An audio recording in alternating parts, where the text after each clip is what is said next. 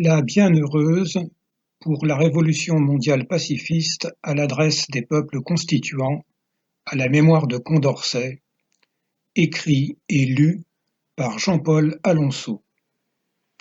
Lecture du chapitre 3, intitulé Pourquoi une nouvelle Constitution?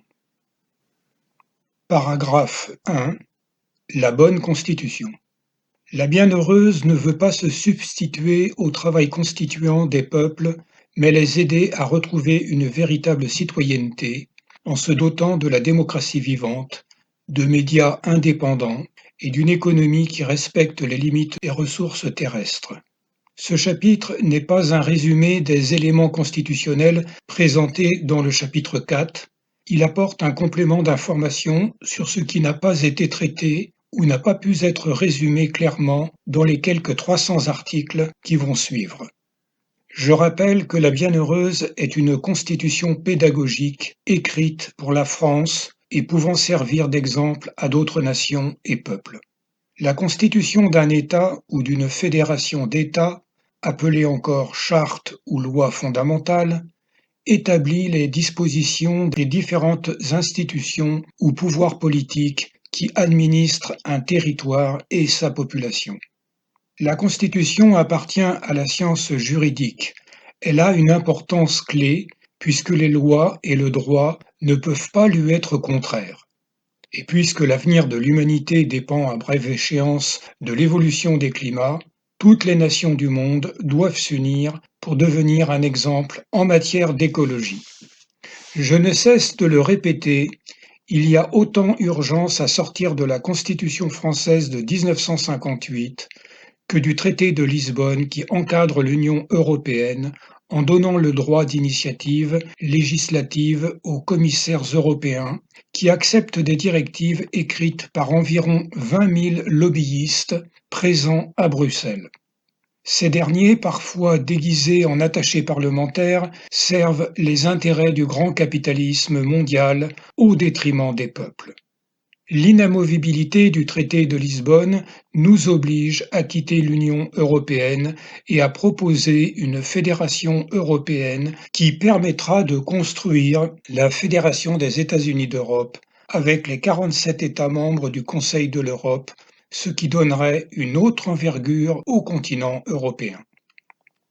La révolution mondiale pacifiste est d'autant plus justifiée que le droit international verrouille toutes les possibilités juridiques qui permettraient de s'affranchir de l'oligarchie mondialiste davosienne. Les peuples doivent, sans tarder, éradiquer la fraude fiscale et les paradis fiscaux qui détournent les richesses produites par les gens normaux qui travaillent et paient leurs impôts. Je précise que la prospérité de la Suisse ne repose pas sur son statut de paradis fiscal, premièrement parce que Monaco est le paradis fiscal français, deuxièmement, c'est la démocratie vivante qui a fait le succès de la fédération suisse. Effectivement, la Suisse, petit pays fédéral non membre de l'Union européenne, est le grand champion de l'Europe dans tous les domaines. Voir le miracle suisse sur YouTube. La bienheureuse s'inspire de ce modèle politique vertueux qui assure aux Suisses et à leurs résidentes et résidents étrangers une prospérité et un bonheur inégalés dans le monde. En Suisse, la population du canton-État de Genève possédait 41% d'étrangers en 2014 et celle du canton-État de Fribourg 22% en 2015. Durant la campagne présidentielle française de 2022, les candidats d'extrême droite s'en sont pris aux musulmans qui représentent moins de 10% de la population et 60% d'entre eux occupaient un emploi en 2016. La France ne va pas résoudre ses problèmes sociaux et économiques en provoquant un chaos social. Nous pouvons faire mieux que la Suisse en abolissant les grandes fortunes et l'évasion fiscale et en injectant cet argent dans les services publics qui ont été mis à mal par les traités de l'Union européenne. L'adoption d'un régime économique coopératiste et autogestionnaire permettra la redistribution des profits aux travailleurs. L'abolition de l'exploitation humaine fera que nous aurons beaucoup moins d'heures à travailler pour vivre et beaucoup plus de temps à consacrer aux loisirs. Transcrire le modèle fédéral suisse en France et d'autres pays est possible. Cette initiative ne doit pas vous faire peur, car la Belgique est devenue aussi une fédération en 1993 et tous les pays européens sont des fédérations ou des systèmes parlementaires beaucoup plus efficaces que la constitution présidentielle française de type monarchique qui, d'année en année, fait rétrograder la France dans le cercle des nations. La bonne politique repose sur le parlementarisme, le fédéralisme et la démocratie vivante de type participative ou directe. La réforme constitutionnelle proposée ci-dessous sortira le pays de toutes les crises que les gouvernements précédents, tous partis confondus, ont engendrées. Il ne faut pas s'attendre à des résultats avant une bonne année, peut-être deux. Tous les moyens pour éduquer et informer la population doivent être réquisitionnés pour mettre en capacité le peuple de comprendre les instruments politiques, économiques, sociaux, environnementaux, etc., afin qu'il fasse des choix politiques éclairés pour lui-même et son territoire. Un plan d'urgence doit être mis en place pour loger les quelques 200 000 sans-abri vivant en France afin qu'ils défendent leurs droits en participant à la constituante. Toutes les personnes âgées de 15 ans et plus résidant en France depuis plus d'un an sont invitées à participer à la constituante également. Un changement de système politique implique l'écriture d'une nouvelle constitution.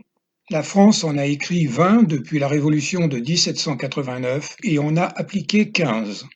Notre constitution actuelle, celle de 1958, était taillée sur mesure pour le général de Gaulle, plus connaisseur de l'art militaire et des coups d'État que de la science politique.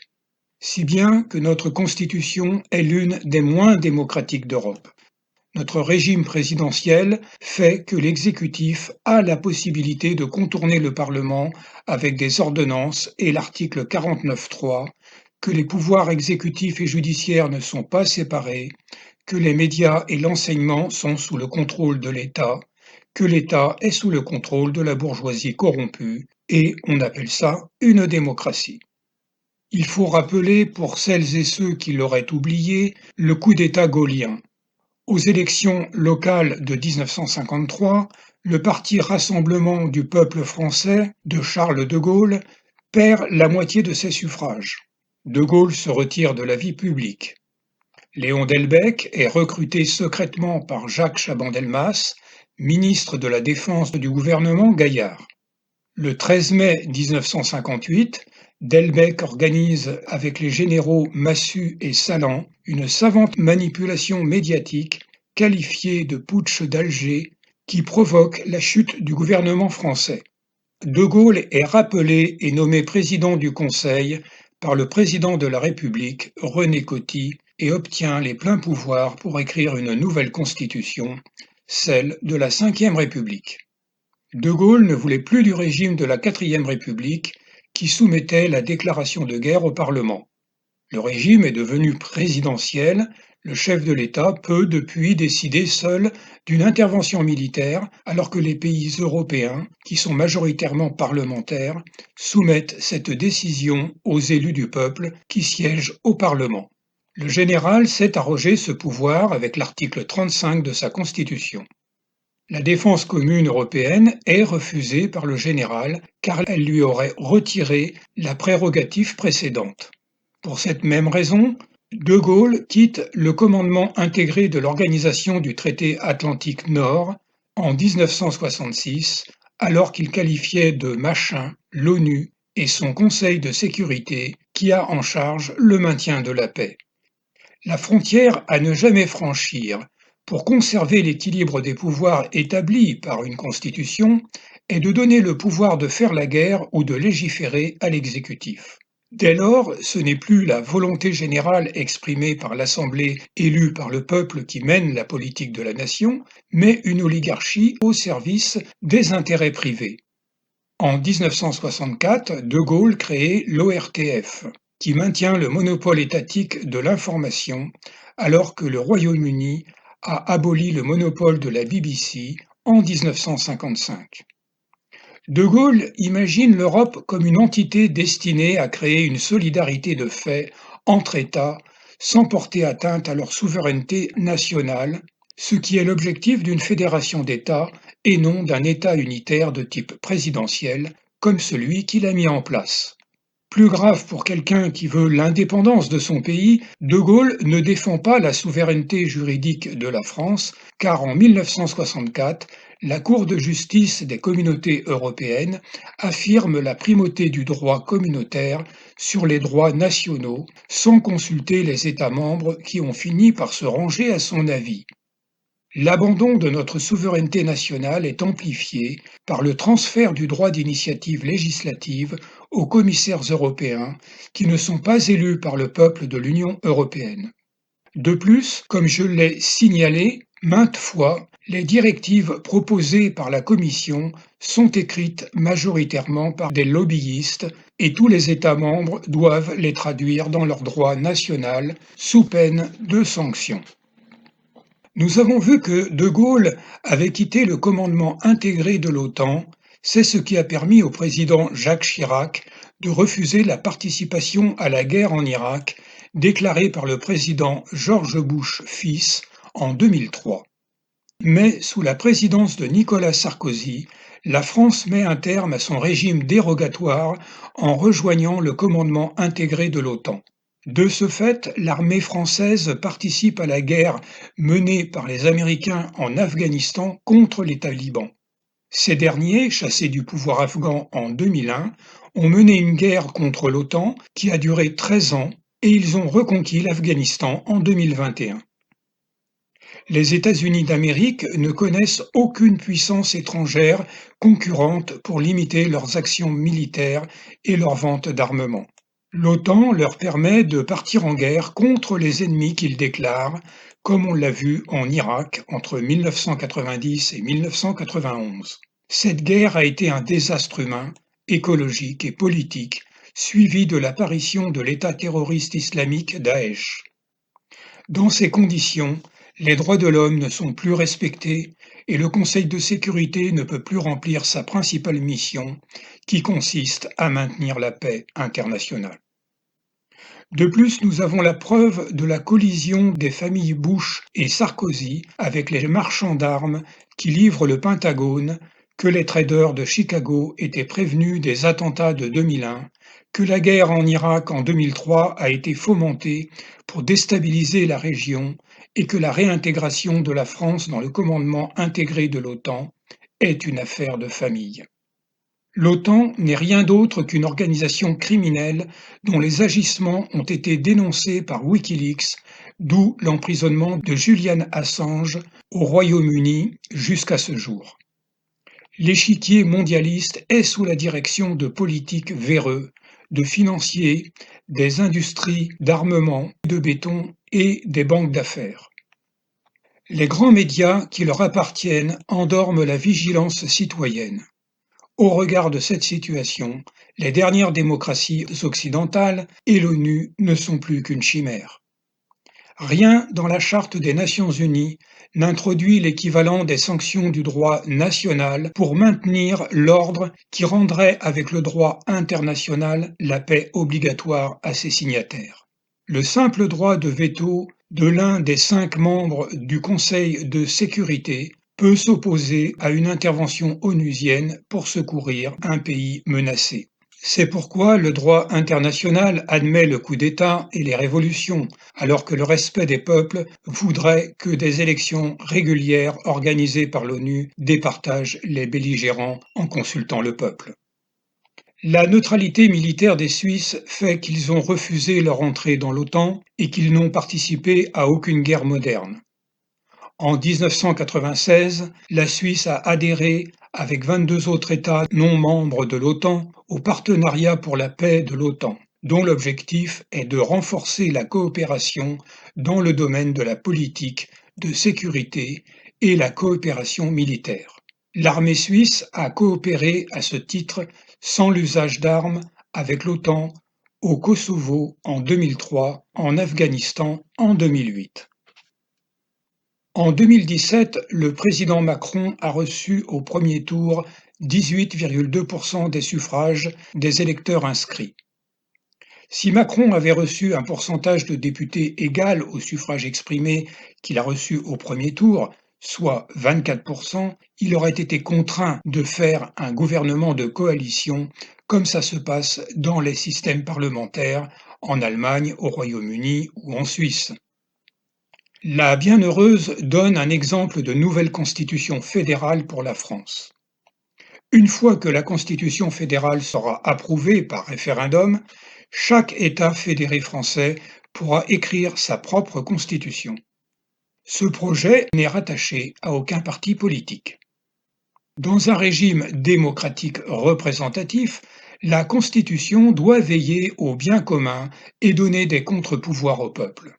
Pour justifier la démocratie représentative, sans contrôle populaire, la classe aisée a toujours avancé que le peuple était inapte à se gouverner et elle a organisé cette indigence démocratique. L'État français dispose de 5,5 millions de fonctionnaires pour 1,5 million en Allemagne, qui est le plus peuplé d'Europe.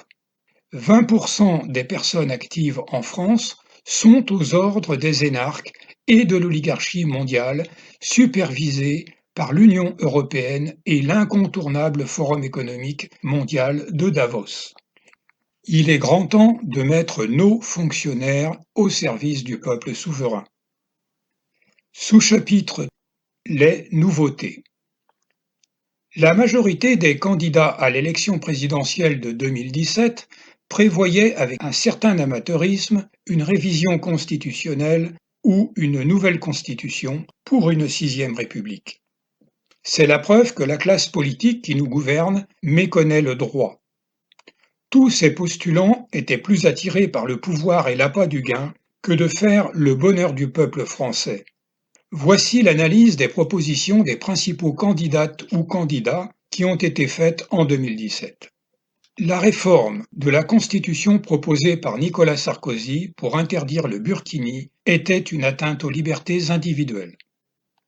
Bruno Le Maire proposait la mise en place d'une justice d'exception pour lutter contre le terrorisme. Cette juridiction existait déjà avec la Cour d'assises spéciale. François Fillon voulait inscrire le principe d'égalité des régimes sociaux entre le public et le privé, alors que le législateur peut le faire sans réviser la Constitution. Cécile Duflot voulait inscrire la République écologique dans la Constitution et la proportionnelle aux élections législatives. Une charte de l'environnement issue d'une directive européenne est déjà adossée à la Constitution depuis 2005. Il manque des lois contraignantes pour protéger l'environnement et les lois sont du ressort du Parlement. Arnaud Montebourg réclamait une sixième république, où les pouvoirs du chef de l'État seraient réduits. Il voulait réduire le nombre de députés de 577 à 350, dont 70 élus à la proportionnelle. Les sénateurs seraient 200 contre 348, dont 100 citoyens tirés au sort. Il veut réserver le 49.3 au seul texte budgétaire. Nous allons voir un peu plus loin l'impossibilité d'un tel projet. Benoît Hamon souhaitait réduire le nombre de députés, voulait une part de proportionnelle pour les élections législatives et que le chef de l'exécutif ne soit plus irresponsable devant le Parlement. Il suggérait de fusionner le Sénat et le Conseil économique, social et environnemental. Jean-Luc Mélenchon voulait supprimer la Ve République, qui nous conteste le droit de nous présenter à la présidentielle avec la règle des 500 parrainages, alors qu'une simple révision de la loi organique du 18 juin 1976 suffit pour modifier cette règle. Il prônait une assemblée constituante pour changer de république. Nathalie Kosciusko-Morizet voulait supprimer le poste de Premier ministre pour un vrai régime présidentiel, tout en voulant substituer au Conseil économique, social, environnemental une chambre des citoyens. Emmanuel Macron proposait de supprimer les départements dans les zones urbaines au profit des métropoles tout en maintenant les départements dans les zones rurales en précisant: c'est un gain d'efficacité, ce sont de vraies économies. Fin de citation. Il voulait réduire le nombre de députés de 577 à 404 avec une dose de proportionnelle pour 61 députés. Marine Le Pen voulait augmenter l'application du référendum et conditionner les révisions de la Constitution à un référendum. La mise en place du scrutin proportionnel pour toutes les élections et la proportionnelle intégrale pour les législatives avec une prime majoritaire de 30% des sièges pour la liste arrivée en tête et un seuil de 5% des suffrages pour obtenir des élus. Elle voulait réduire le nombre de députés de 577 à 300 et le nombre des sénateurs de 348 à 200. Elle proposait la création du référendum d'initiative populaire sur proposition d'au moins 500 000 électeurs et souhaitait conserver 3 niveaux d'administration, les communes, les départements et l'État. Arnaud Montebourg, Cécile Duflot et Marine Le Pen voulaient revenir au septennat non renouvelable. Dans son livre Un président ne devrait pas dire ça, édité en 2016, l'ex-président Hollande, qui se présentait comme un président normal en 2012, accuse la justice française d'être une institution de lâcheté. Pourquoi le président Hollande, alors qu'il en avait les moyens, n'a-t-il pas proposé de séparer les institutions exécutives et judiciaires pour redonner son rôle à la justice et instaurer le vrai socialisme en France ? En janvier 2022, Laurent Fabius, président du Conseil constitutionnel, a lancé une polémique sur la révision de la Constitution. Je confirme que la Constitution gaullienne, de type présidentiel, a bien verrouillé juridiquement toute possibilité de sa modification par un parti politique qui n'aurait pas une très large majorité de l'électorat derrière lui. Pourquoi ? Une révision de la Constitution française doit être validée par la majorité des 3/5 du Parlement réunis en Congrès. Le Parlement réunit 577 députés et 348 sénateurs qui font 925 parlementaires. Et les 3/5 font 551 voix. Une fois gagnée l'élection présidentielle, il faudra 60% du Parlement pour faire valider un nouveau projet constitutionnel. L'article 89 de la Constitution porte sur sa révision. Début de citation. L'initiative de la révision de la Constitution appartient concurremment au Président de la République sur proposition du Premier ministre et aux membres du Parlement. Je précise que le Conseil constitutionnel n'est pas impliqué. Deuxième alinéa. Le projet ou la proposition de révision doit être examiné par les conditions de délai fixées au troisième alinéa de l'article 42 et voté par les deux assemblées en termes identiques.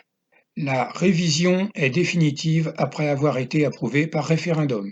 Je précise qu'il faudra la majorité du corps électoral. Alinéa 3. Toutefois, le projet de révision n'est pas présenté au référendum lorsque le président de la République décide de le soumettre au Parlement convoqué en congrès.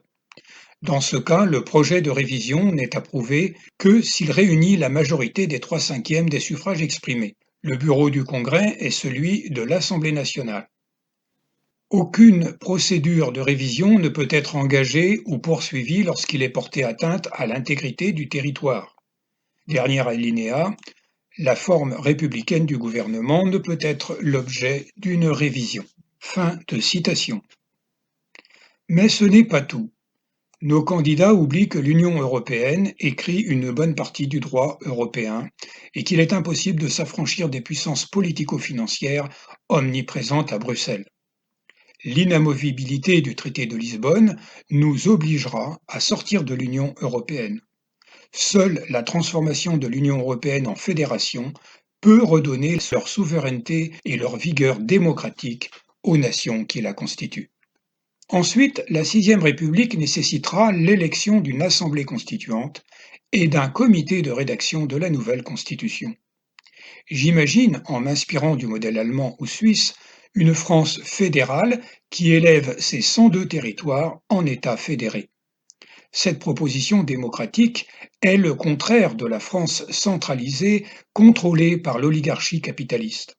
Les barrières psychologiques et le manque de connaissances politiques, comme nous venons de le voir, représentent les plus grands obstacles au changement chez un peuple devenu allergique à la politique après les révolutions avortées, les coups d'État, la corruption et une histoire écrite à la gloire des princes maudits. L'éducation du peuple à la science politique est la première tâche que doivent entreprendre les constituants pour lui redonner confiance dans ses propres valeurs et capacités. Tous les moyens devront être mobilisés pour former la jeunesse et les adultes aux prérequis utiles dans les domaines social, politique, économique et environnemental. L'enseignement doit mettre l'accent sur les connaissances de la Constitution, des contre-pouvoirs, les vertus de la démocratie et les limites des ressources terrestres.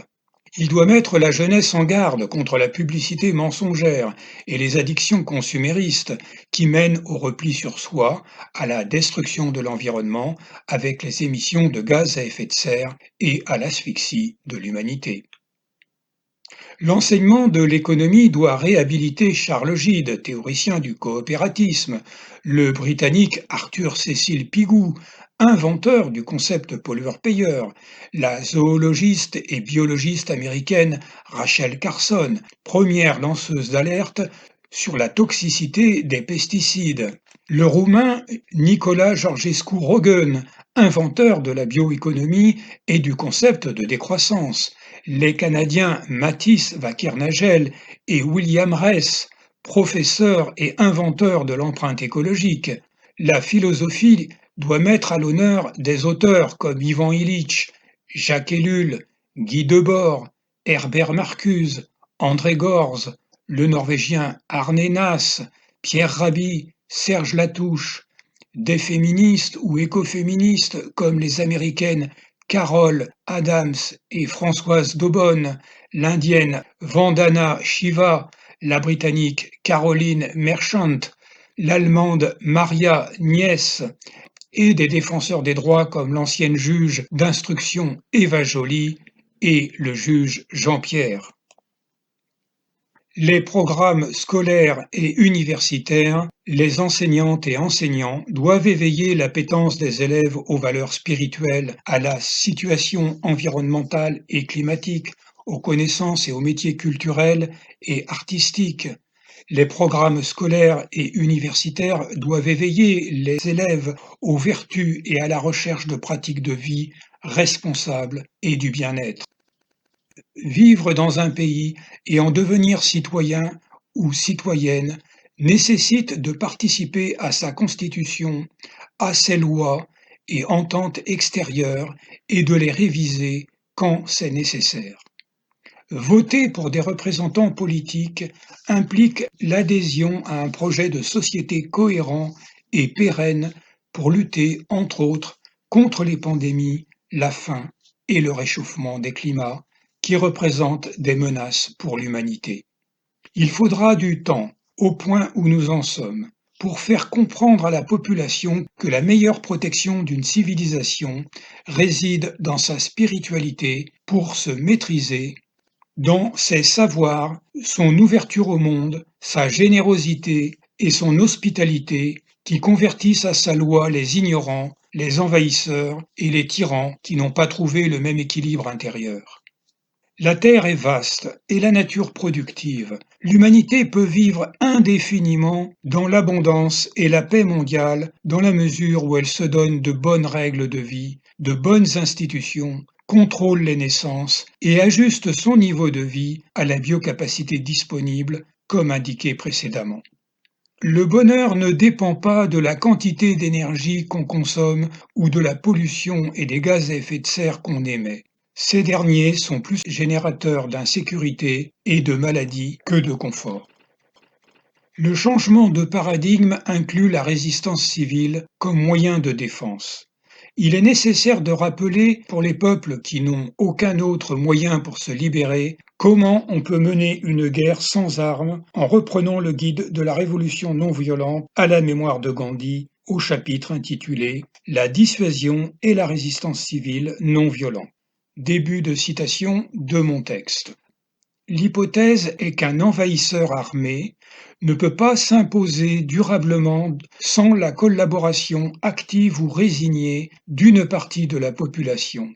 La dissuasion militaire, par exemple nucléaire, n'est pas prévue pour faire échec aux facteurs politiques et idéologiques de soumission, contrairement à une autre approche non militarisée qui repose sur une résistance civile non violente de toute la population du pays à ses agresseurs. Elle devrait faire appel à un service civil adéquat organisé par un ministère de la Défense de la Liberté.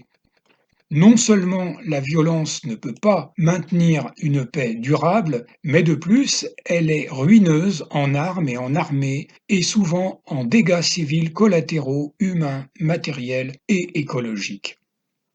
On comprend que les gouvernements des pays qui s'inscrivent à l'intérieur du paradigme de la pensée unique, qui repose exclusivement sur la violence, ne soient pas disposés à former leur population à résister à l'oppression par des techniques non violentes.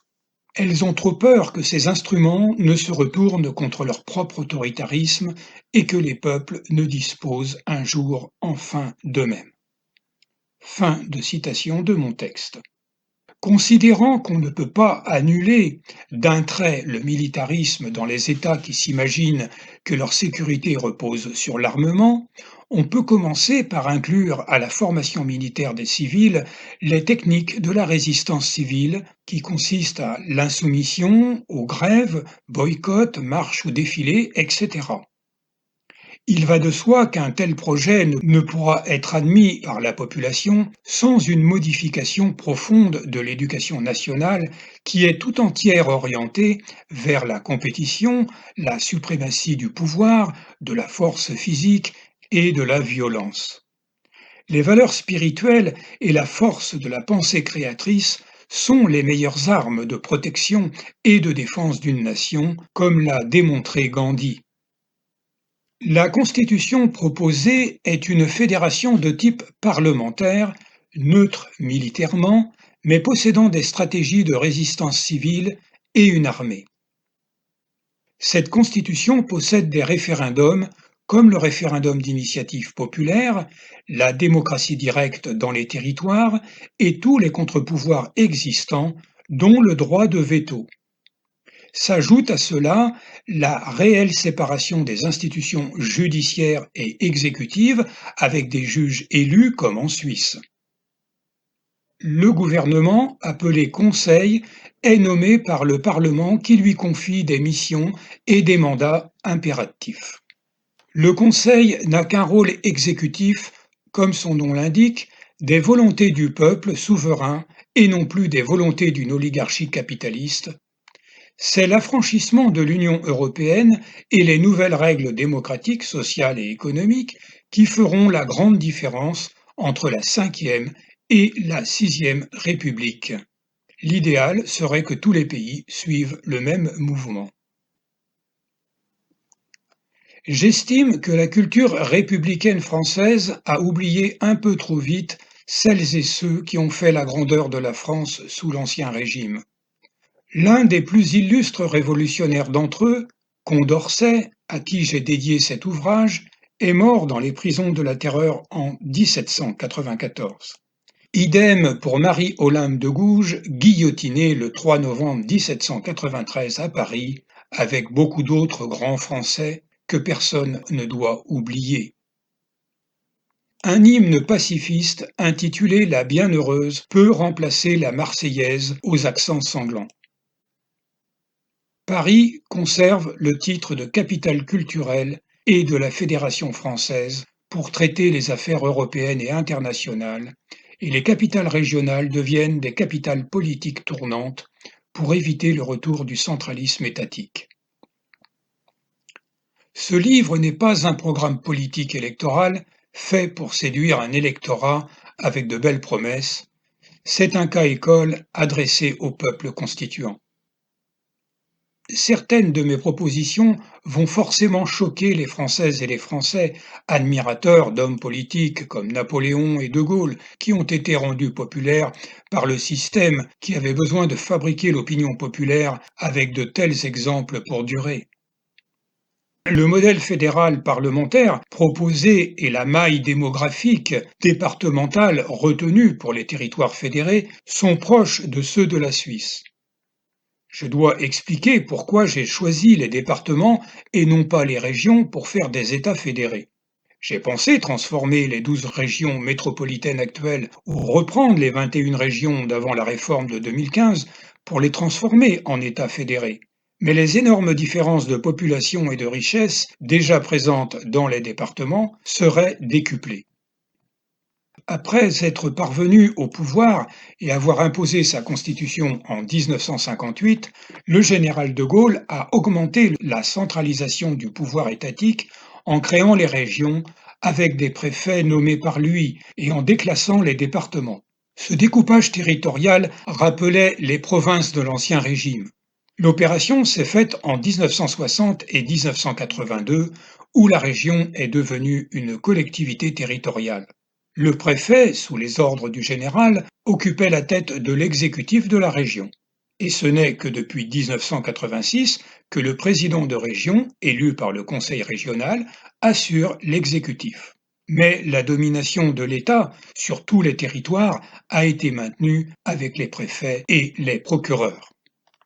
La réforme de 2015, opérée sous un gouvernement socialiste, a réduit les 21 régions métropolitaines au nombre de 12 pour des raisons budgétaires. Autant dire que la création des régions n'avait fait qu'augmenter la confusion territoriale et les difficultés financières de l'État. Les participants au colloque de l'Association des régions de France en 2011 ont regretté que le transfert de compétences de l'État vers les régions n'avait pas été accompagné des dotations ou des recettes utiles, et c'est toujours d'actualité. Il n'y a donc aucun regret à vouloir supprimer les régions et à restituer aux départements les responsabilités qu'il avait auparavant. Le tableau suivant montre les fortes différences de peuplement des régions auxquelles on peut ajouter les fortes inégalités de richesse financière. Je rappelle que le nombre de 102 États fédérés est proportionné aux 34 965 communes françaises d'aujourd'hui. L'histoire prouve que les fédérations constituées de petits États, comme en Suisse, sont plus démocratiques et efficaces pour faire le bonheur des gens et mieux adaptées pour maintenir un équilibre socio-économique entre les territoires fédérés. Paris a considérablement favorisé la région Île-de-France au détriment des autres territoires, pour beaucoup d'entre eux clochardisés. Les 96 départements sont transformés en collectivités territoriales uniques, lesquelles exercent les compétences dévolues à la région et au département. S'ajoutent à eux les 3 collectivités territoriales uniques déjà existantes que sont Mayotte, la Guyane, la Martinique, la Corse, qui est une collectivité à statut particulier, la Guadeloupe et la Réunion, qui ont le statut de département et de région sans être des collectivités territoriales uniques. Ce qui fait 102 collectivités territoriales uniques. La collectivité territoriale de Corse actuelle est composée d'une assemblée délibérante de 51 membres élus pour 6 ans qui ont des compétences plus étendues que ceux des régions. Ces 102 collectivités territoriales uniques sont appelées à devenir des États fédérés pour former la 6e République fédérale française. Les 4 territoires d'outre-mer, très peu peuplés, Saint-Martin, Saint-Pierre-et-Miquelon, Saint-Barthélemy et Wallis et Futuna, sont rattachés au ministère qui a en charge l'outre-mer. Ces territoires participent à la constituante avec chacun un binôme paritaire, ce qui donne 310 élus à l'Assemblée constituante. Par la suite, chaque État fédéré possédera la personnalité juridique qui lui donnera la souveraineté internationale. La prospérité et le bonheur retrouvés feront qu'un territoire deviendra et restera un État fédéré français par choix, parce qu'il y trouvera de réels avantages et non plus parce qu'il y sera contraint par un pouvoir coercitif de type capitaliste. Tous les autres niveaux de collectivité territoriale, en dehors des départements et des communes, seront supprimés. Les collectivités à statut particulier comme Paris, Lyon et Marseille et certains départements très peuplés devrait voir une exode vers les nouvelles cités et départements peu peuplés rendus plus attractifs avec la dynamique écologique insufflée par la fédération. L'objet est d'obtenir une population et une richesse à peu près égales dans chaque État fédéré et non plus concentrées dans quelques territoires, notamment les régions Île-de-France et Hauts-de-France. Toutes les communes devront devenir des villes en transition, selon une charte écrite par la population de chaque commune, en s'inspirant du mouvement des villes en transition en France. Ce sera l'occasion de bâtir de nouvelles villes en harmonie complète avec l'environnement, qu'elles enrichiront plus qu'elles ne le détruiront, comme on le voit aujourd'hui. Quand le peuple français sera souverain, l'Assemblée constituante sera élue. La majorité des scrutins sera de type proportionnel intégral, sans seuil électoral ni prime majoritaire et avec la parité des sexes. Les constituantes et constituants élus nommeront un comité paritaire pour écrire une constitution fédérale valable 10 ans et une constitution départementale type pour les 102 États fédérés valable 2 ans pour que le peuple prenne connaissance de la situation de la planète et reçoive une formation politique. Passés ces délais, le parlementarisme permettra aux peuples souverains de faire évoluer leur constitution départementale avec leurs représentants et représentantes départementaux et la constitution fédérale avec celles et ceux qui les représentent à l'Assemblée fédérale, voire des initiatives populaires. Une fois que l'Assemblée constituante sera élue, elle rendra le vote et les consultations obligatoires pour impliquer la société civile dans le projet constituant et récolter les appréciations de la population sur ses propositions. Pour impliquer la jeunesse dans son avenir, toutes les personnes de 15 ans et plus seront inscrites sur les listes électorales et la démocratie, l'écologie et le droit constitutionnel feront partie de l'enseignement. Pour ouvrir le grand chantier de la réforme, des cahiers de doléances et de satisfaction seront ouverts dans chaque commune. Une synthèse de ces cahiers sera effectuée et envoyée au département qui les synthétisera à nouveau. Les synthèses départementales seront envoyées au comité constituant. La Constitution fédérale et la Constitution départementale type, proposées par le comité constituant, seront débattues à l'Assemblée constituante et dans les assemblées départementales avant d'être soumises à la nation par référendum. Toutes les discussions parlementaires seront publiques et transmises sur les chaînes de radio et de télévision. Toute personne ou groupe qui déposera un amendement à un article sera invitée à le défendre devant l'Assemblée concernée. La constitution départementale type devra recevoir l'approbation de 60% des électeurs et électrices inscrits dans chaque département et 80% pour la constitution fédérale. Si elles ne sont pas validées, les principales doléances seront prises en compte et débattues dans les assemblées jusqu'à l'approbation. Pour avancer sûrement, la démocratie demande du temps qui n'est jamais perdu. Pour éviter le centralisme étatique territorial, il n'existera pas de capitale fédérale. L'Assemblée fédérale et le Conseil fédéral changeront systématiquement de capitale départementale, métropolitaine ou d'outre-mer à chaque session, selon un tirage au sort et un calendrier. Les visioconférences seront mises à profit.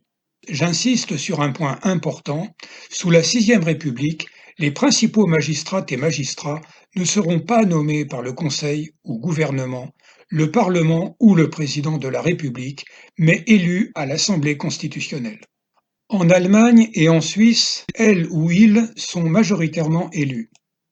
Les diagrammes permettent de visualiser l'organisation pléthorique du régime présidentiel de la Ve République et la domination de la justice par l'exécutif.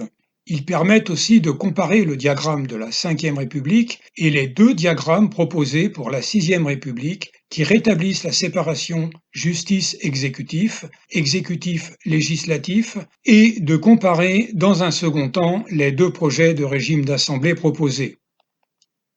Avec le modèle numéro 1 en râteau, le peuple souverain élit directement toutes ses assemblées, sauf l'Assemblée fédérale qui est élue par les conseils municipaux et départementaux selon un scrutin de second niveau. Le modèle numéro 2 propose un deuxième scrutin de second niveau pour l'élection de l'Assemblée constitutionnelle qui est effectué par les conseils départementaux et les conseils intermédiaires. Je vous remercie pour votre attention. Vive la révolution mondiale pacifiste!